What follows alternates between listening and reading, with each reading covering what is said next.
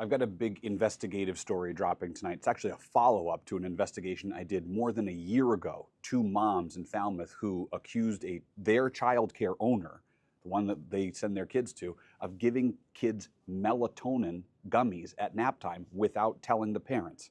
So back in 2024 and 2025, the beginning of 2025, state investigators found this child care owner did, in fact, give kids melatonin gummies at nap time. That is a licensing violation under state rules. Not that she gave them melatonin, but that she did so without getting written consent from parents. These parents, as you can imagine, are very upset because they feel that giving melatonin without their permission to their kids should be a crime.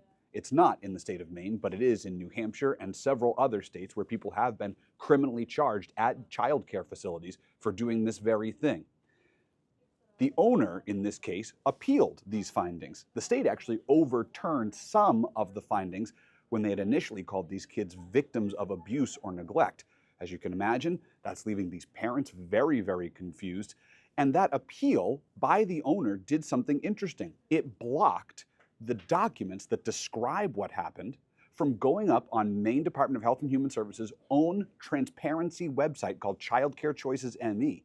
That's a website where parents are supposed to have access to this type of information so they can make informed decisions about whether or not to send their child to this child care.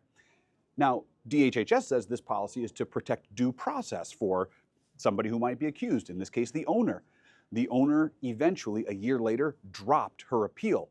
But it took all that time while she was working through the appeal, and DHHS did not post those documents on that website. Well, now they are up. And the parents say those details should have been available the whole time. I feel like without constant pressure from me and other parents that are involved in this and whose kids were at the daycare at the time, I feel that none of us would know anything at this point. I think that that is one of the challenges with the system, is the timeliness. That seems like another way that would be difficult for parents to know what a child care provider might be being reviewed for. Correct. Do you feel that process needs to change? And I think it's definitely something worth looking at. The appeals process is what seems to have impacted the availability of this information and the transparency to families in this situation.